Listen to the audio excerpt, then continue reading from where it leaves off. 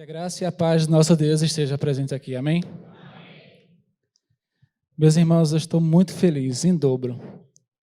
Primeiramente, por esse mês, o mês dos jovens. Foi um mês abençoado. Foi um mês de inúmeros testemunhos que mexeram muito com o coração de cada um. E segundo, porque eu estou encerrando o mês dos jovens. Para mim isso é uma honra, isso é um privilégio. E eu peço muito que a igreja continue orando para que tudo que venha a acontecer seja para a honra e para a glória do nome dele. Amém? Peço que a igreja abra suas Bíblias em Gênesis, capítulo de número 50.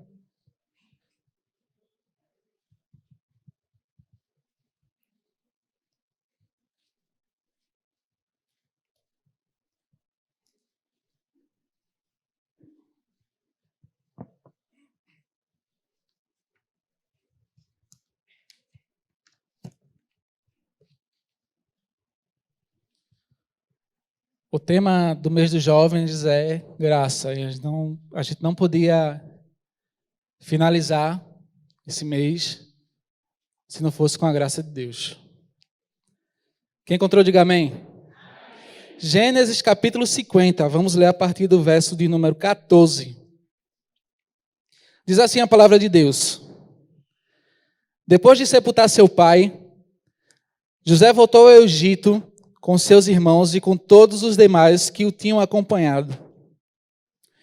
Vendo os irmãos de José que seu pai havia morrido, disseram: e se José tiver rancor contra nós e resolver retribuir todo o mal que lhe causamos? Então mandaram um recado a José dizendo: antes de morrer, teu pai nos ordenou que te disséssemos o seguinte: peço que lhe perdoe os erros e pecados de seus irmãos, que o trataram com tanta maldade. Agora, pois, perdoa os pecados dos servos do Deus do teu pai. Quando recebeu o recado, José chorou. Depois vieram seus irmãos, prostraram-se diante dele e disseram: aqui estamos, somos teus escravos. José, porém, lhes disse: não tenha medo, estaria eu no lugar de Deus? Vocês planejaram o mal contra mim, mas Deus o tornou em bem, para que hoje fosse preservada a vida de muitos. Por isso não tenham medo, eu sustentarei vocês e seus filhos. E assim os tranquilizou e lhes falou amavelmente. Amém? Que Deus possa aplicar essa palavra nos nossos corações. Antes de começar, eu vou fazer uma confissão aqui para a igreja, que ninguém sabe. Mas toda vez que eu venho para o culto, na hora que o pregador está chamando para aceitar Jesus, eu baixo minha cabeça, a minha oração é a seguinte: Senhor, ajuda a salvar mais um. Todo mundo conhece essa frase, é do filme que eu agora esqueci o nome. Mas é uma frase que eu sempre fico insistindo. Eu sempre lá, de cabeça baixa, na hora que o irmão está chamando para salvar, eu digo: Senhor, ajuda a salvar mais um. Senhor, ajuda a salvar mais um. Eu queria pedir para que a igreja fechasse seus olhos e repetisse essa frase comigo: Senhor, ajuda a salvar mais um. Em nome de Jesus. Amém. Amém? Meus irmãos, o que vocês acham mais difícil? Pode levantar a mão, tá? O que vocês acham mais difícil? Perdoar alguém ou aceitar o perdão de alguém? Quem acha que é perdoar? Levanta a mão. O que é mais difícil? Quem acha que é mais difícil aceitar o perdão de alguém? Levanta a mão. Menino, que lapada, hein? O perdão é algo tão complexo que tanto ter a atitude de perdoar quanto de aceitar esse perdão é difícil. Porque muitas vezes a gente chega assim para alguém: ó, eu te perdoo. A pessoa chega assim: tu me perdoa por quê? Eu fiz o quê contigo? Oxi, espera aí. Ou então, a pessoa quer o perdão de alguém, sabe que errou, já pediu, mas aquela pessoa rancorosa, com amargura no coração, diz assim, vou perdoar não. Quero nem saber. E sabe uma coisa que está muito em moda hoje em dia? É vingança. Pense numa coisa que o povo está colocando como moda. Ah, fulano fez alguma coisa comigo, fez não sei o que comigo, vou me vingar. Cara, isso é tão comum, que as pessoas estão tomando essa palavra como algo do dia a dia. Se alguém aprontar comigo, vou me vingar. Não quero saber, vou me vingar. E essa amargura começa a tomar conta dessas pessoas. E, consequentemente, começa a nos destruir por dentro. A Bíblia fala lá em 1 João, capítulo 5, versículo 19. Sabemos que somos de Deus e que o mundo jaz no maligno. O mundo jaz no maligno. Tem uma frase muito conhecida que as pessoas falam que a vingança é um prato que se come... A vingança é um prato que se come frio. E sabe o que a Bíblia diz sobre isso? Em Mateus capítulo 24, versículo 12. Por se multiplicar a iniquidade, o amor de muitos esfriará. A gente come comida fria porque não foi cozida. A gente come comida fria porque a gente não teve a capacidade, não teve a coragem de ir lá esquentar. A gente prefere comer algo que não presta para sentir um gosto que a gente não gosta. E eu vi uma frase sobre essa frase muito popular na internet que fala assim, olha, se a vingança é um prato que se come frio, o amor acabou de sair do fogo. Precisamos amar. Precisamos amar. Lá em Jó, capítulo 21, versículo 23 a 25, diz assim, 23 e 25. Um morre na força da sua plenitude, estando inteiramente sossegado e tranquilo. O outro, ao contrário, morre na amargura do seu coração, não havendo provado o bem. O que quer dizer? Que todas as nossas escolhas têm consequências. Eu tenho certeza que uma pessoa que tem essa amargura no coração, que tem esse desejo de se vingar e se concretiza, eu tenho certeza que essa pessoa não tem paz. Não tem paz.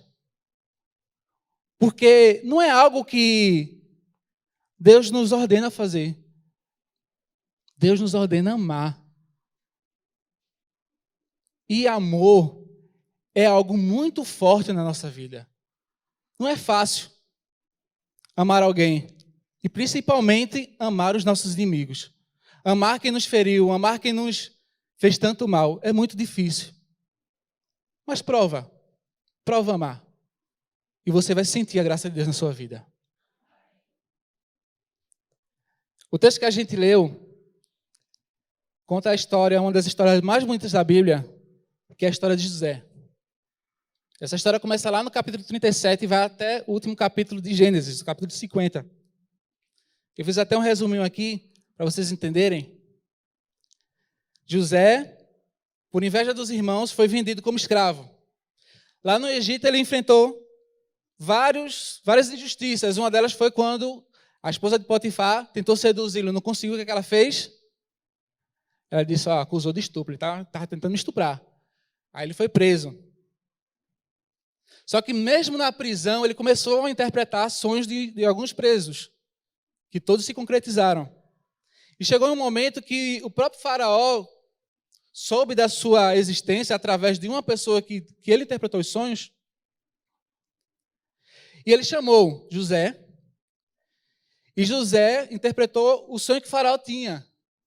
Falou que, olha, vai ter 7 anos de bênçãos aqui no Egito. Mas depois desses 7 anos, vai ter 7 anos de fome. Vocês têm que se preparar.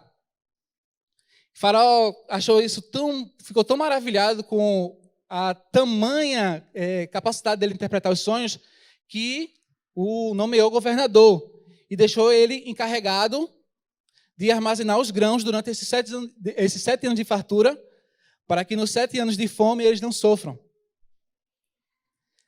Aí que chega o momento mais esperado.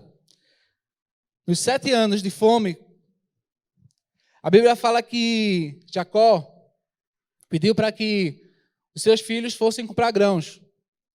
E quando ele chegou lá, quem era governador? José.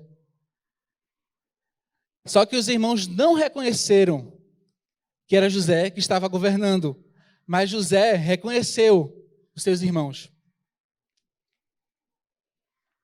E naquele momento que José reconheceu seus irmãos, sabia que ele não tinha reconhecido, ele começou a testar os irmãos. Primeiro, acusou eles de ser espiões. Depois prendeu um dos irmãos, pediu que os outros voltassem, e ele descobriu que Jacó teve outro filho Benjamim. Ele disse assim, olha, traga o irmão mais novo que eu quero ver. Aí eles foram, tentaram convencer Jacó não queria que fosse levado o filho mais novo, mas levou. Quando José viu o irmão mais novo, Benjamim, a Bíblia fala que José chorou amargamente, foi chorar escondido. Aí convidou eles para ceiar no banquete. Quando eles partiram, mandaram grãos para ele novamente, e eles já tinham mandado grãos. E ele escondeu uma taça de prata dentro da sacola de Benjamim, para testar. Aí ele pediu para que o mordomo fosse lá, dizendo que tinha perdido a taça de prata e tal. Aí pediu para procurar lá. E quando viu, estava dentro do saco de Benjamim, a taça de prata. Aí José mandou prender Benjamim e fazer ele escravo de José. E um dos irmãos dele, Judá, disse assim, olha, não prende ele não, que ele é o filho mais amado do meu pai. Aqueles irmãos que tinham inveja de José, porque Jacó amava mais ele. E naquele momento ele disse assim, não prenda não, porque esse é o filho mais amado do meu pai, deixa ele no lugar dele. Foi quando finalmente José revelou sua identidade para eles, pediu para trazer o pai para morar com eles e os irmãos lá no Egito. José teve a oportunidade de se vingar dos seus irmãos por tudo que ele fez, mas não se vingou. E aí que entra o capítulo 50. Eles morando lá, depois de um tempo, Jacó faleceu. Os irmãos foram sepultá-lo. Só que os irmãos não sentiam que José ainda havia perdoado. Tanto é que quando Jacó morreu, eles foram sepultar, quando eles estavam voltando, a Bíblia fala que eles ficaram aterrorizados, ficaram temerosos, achando que agora que o pai já tinha morrido, não tinha mais Jacó, finalmente ele ia se vingar. Finalmente ele ia se vingar dos irmãos que fizeram tanto mal para ele.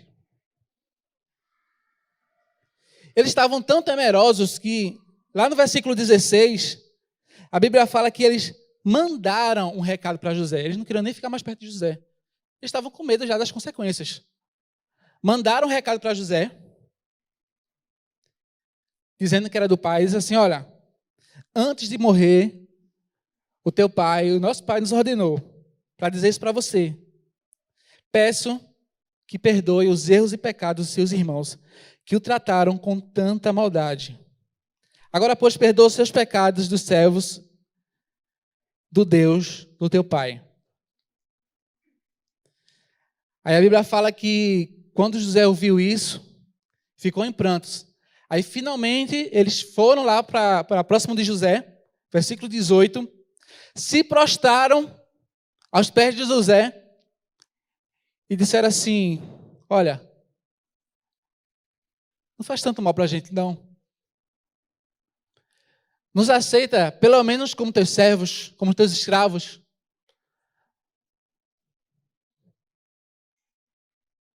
Ele tinha esse poder. Ele teve 2 vezes a oportunidade de se vingar dos irmãos. Ele fez? Não. Ele não fez isso porque a graça de Deus repousava na vida dele.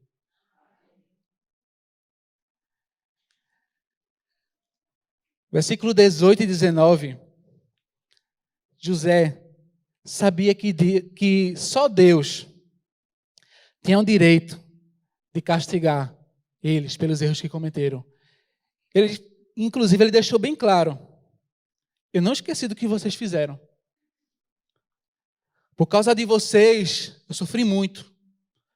Passei muitos perrengues no Egito. Fui injustiçado, fui preso.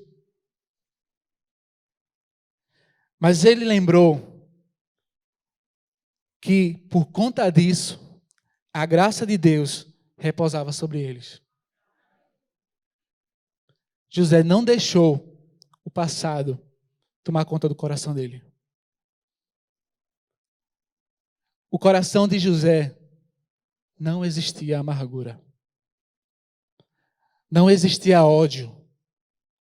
Não existia raiva. Ele entendeu que tudo que aconteceu foi somente para a graça de Deus ser manifestada naquele lugar. A graça de Deus nos permite amar até que nos feriu. Todas as coisas cooperam para o bem daqueles que amam a Deus. A graça de Deus permite que a gente perdoe até a pessoa que cometeu o pior mal na nossa vida. Mas a gente precisa que essa graça, esse amor invada o nosso ser. Preencha o nosso coração, preencha a nossa alma. Não é liberar perdão da boca para fora. Não é fazer isso como uma rotina, como um protocolo. Não. É liberar perdão de dentro do coração. Aquele mesmo perdão que um dia foi capaz de perdoar tudo que a gente fez e se entregou na cruz em nosso lugar. Efésios, capítulo 4. Vamos ler agora. Efésios, capítulo 4, versículo 26 ao 32.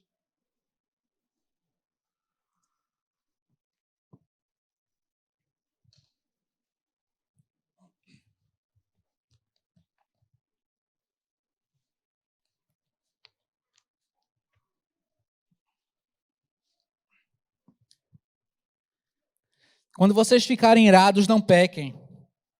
Apaziguem a sua ira antes que o sol se ponha, e não deem lugar ao diabo. O que furtava, não furte mais, antes trabalhe fazendo algo de útil com as mãos, para que tenha o que repartir com quem estiver em necessidade. Nenhuma palavra torpe saia da boca de vocês, mas apenas a que for útil para edificar os outros, conforme a necessidade, para que conceda graça aos que ouvem. Não entristeçam o Espírito Santo de Deus, com o qual vocês foram selados para o dia da redenção. Livrem-se de toda amargura, indignação, ira, gritaria e calúnia, bem como de toda maldade.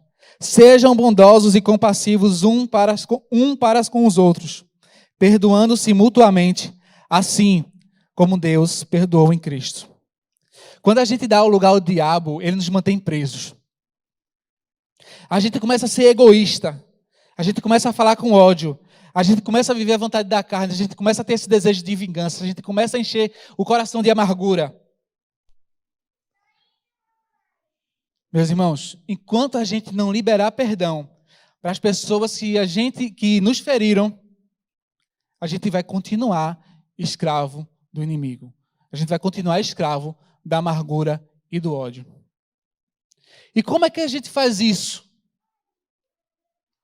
É só lembrar do que Jesus fez por você.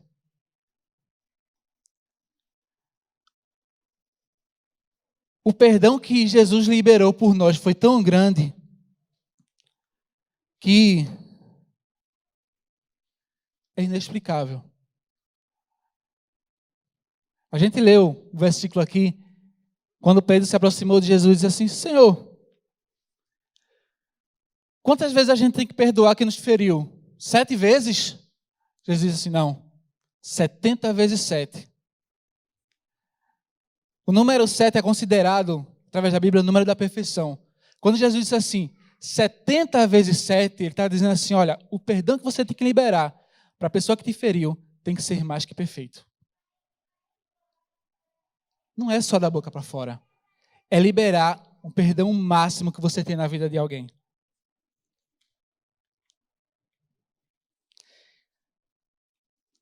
Somente em Deus os nossos pecados são perdoados. Em Isaías 55, versículo 7, fala que o ímpio abandone o seu caminho, o homem mau os seus pensamentos. Volte-se a ele e ele para o Senhor, que terá misericórdia dele. Volte-se para o nosso Deus, pois ele dá de bom grado o seu perdão. Essa mensagem não é só para quem não é evangélico, não é cristão. É para toda igreja. Se você precisa liberar perdão, libere. De verdade. Não guarda isso no teu coração. Ah, mas foi tanto tempo, é passado. Meu irmão, você lembra? Então precisa perdoar. Ah, mas foi algo muito grande. Meu irmão, todos os dias a gente entristece a Jesus. E todos os dias Ele libera perdão para nós. Por que a gente não pode fazer o mesmo? Porque a gente não consegue fazer o mesmo por aquele que nos feriu. Eu aconselho, se tiver alguém para perdoar essa noite, não demora, perdoa. Mostra que a graça de Deus está manifestada na tua vida. Mostra que a graça de Deus te transformou. Mesmo que essa pessoa não mereça, e muitas vezes não merece, mas perdoa. E pode ter certeza que o seu coração vai ficar em paz. A gente viu aqui a encenação sobre o filho pródigo. Aquele filho não merecia o perdão do pai. Tudo que ele fez, ele não merecia o perdão do pai. Mas o pai amava tanto aquele filho que tinha a esperança de um dia reencontrá-lo. E no momento mais difícil da vida daquele filho, ele lembrou do pai. Ele lembrou, cara, na casa do meu pai tem empregados que estão comendo melhor do que eu agora. Vou voltar. Eu sei que é difícil, mas eu vou voltar e vou dizer, pai, eu pequei contra o céu e perante ti, já não sou digno de ser chamado teu filho. Foi o que ele fez. E quando ele chegou, o pai não quis saber, meu irmão. Disse, olha, bota uma roupa nova, bota uma sandália nova, bota uma aliança nova, bota um anel novo, bota um anel de filho de novo no dedo dele, porque meu filho estava morto, mas ressuscitou. Estava perdido, mas foi achado. Irmão, a graça de Deus nos faz receber o maior perdão que não merecemos. Ministério de Louvor, já pode se posicionar.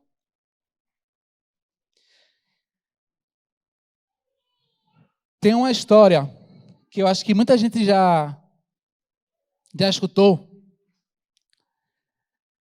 que as pessoas que são psicopatas e sociopatas, elas não demonstram mais nenhum sentimento. E tem um cara lá nos Estados Unidos, chamado o assassino de Green River. Esse cara matou 48 mulheres. E ele, na época, ele era o serial killer, o maior serial killer dos Estados Unidos. E lá nos Estados Unidos, as pessoas vão a júri popular e os populares, familiares, amigos, quem quisesse, podia confrontar o condenado. E começou a subir lá para o altar, que eles estavam falando com aquele assassino, familiares das pessoas que aquele cara matou. E começaram a falar palavras pesadas para eles. Assim, ó, você é um monstro. Era minha filha, você acabou comigo. Você é um animal. Espero que você tenha uma morte longa, dolorosa, cruel. Você vai para o inferno, que é o lugar que você pertence. E a única coisa que aquele cara sentia era deboche. Nem ligava com o que aquele pessoal estava falando. Mas de repente, subiu um senhor, barbudo, com suspensório, subiu lá e começou a falar. Tem pessoas aqui que te odeiam. Eu não sou uma delas. Você tornou difícil para mim viver de acordo com aquilo que eu acredito. Eu sou cristão. E você está me obrigando a praticar o mandamento mais difícil que Jesus me deu, que é o de perdoar. Isso que Deus diz para fazer, perdoar. E você está perdoado. Naquele momento, aquele rapaz que não sentia nada quando as pessoas estavam debochando, falando mal dele, naquele momento, aquele rapaz começou a chorar. A graça de Deus nos permite fazer coisas que aquele velho homem nunca seria capaz de fazer. Eu não sei como você chegou aqui essa noite. Não importa. Mas tem uma pessoa lá no céu que há muito tempo, já te perdoou.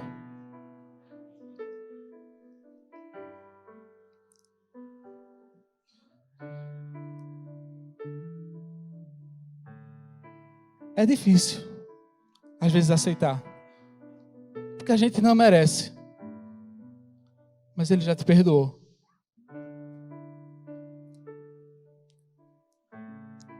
Romanos 11:6. Se é por graça. Mas se é por graça, já não pelas obras. De outra maneira, a graça já não é graça. Se porém é pelas obras, já não é mais graça. De outra maneira, a obra já não é obra.